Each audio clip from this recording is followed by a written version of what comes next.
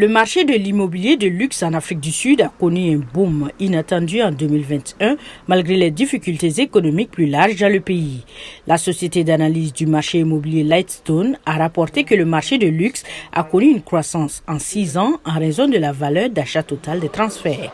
Les agents immobiliers disent que la pandémie a joué un rôle important en incitant les acheteurs de maisons à investir beaucoup d'argent. Parce que tout le monde travaille maintenant à domicile, tout a changé. Les gens ont maintenant besoin d'espace pour chaque individu à la maison. Donc si vous avez 2 adolescents plus 2 adultes dans une maison, vous avez en fait besoin de 4 espaces de travail car toute la famille travaille à domicile. Selon Charlène, des sources d'électricité de secours et une mise à jour des infrastructures de connexion Internet font partie des commodités que les acheteurs exigent. Certains envisagent aussi d'exploiter leur maison pour le travail en incorporant des espaces de divertissement.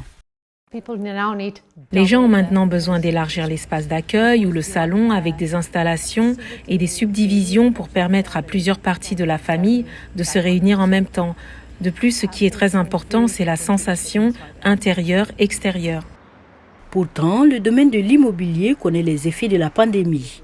Le pays a vu des taux de chômage supérieurs à 35%. Cela a conduit les gens à vendre leurs maisons, à réduire leurs effectifs et même à aménager avec d'autres familles. Dans l'ensemble, nous avons constaté une détérioration du secteur des ventes en Afrique du Sud. En fait, nous y avons constaté une chute d'environ 15% par rapport à l'année précédente. Et nous sommes en baisse d'environ 50% par rapport à la décennie précédente. Donc en fin de compte, ce dont nous avons besoin, c'est une reprise de l'emploi afin d'encourager la demande sur le marché de l'immobilier, tant du côté de la location que du côté de la vente. La conséquence du boom en immobilier de luxe a creusé un fossé. Vous avez des bidonvilles et des établissements informels d'un côté et des maisons de luxe de l'autre. Ainsi, la classe moyenne se retrouvera dans des maisons beaucoup plus éloignées des centres urbains. On aura aussi des domaines privatisés et parfois même des villes privatisées.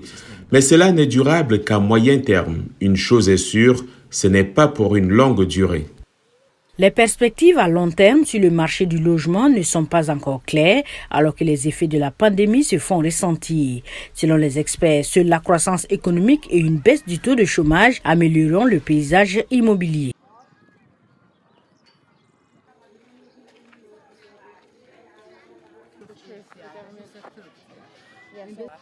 En you know the saddest part is my friend PDOS.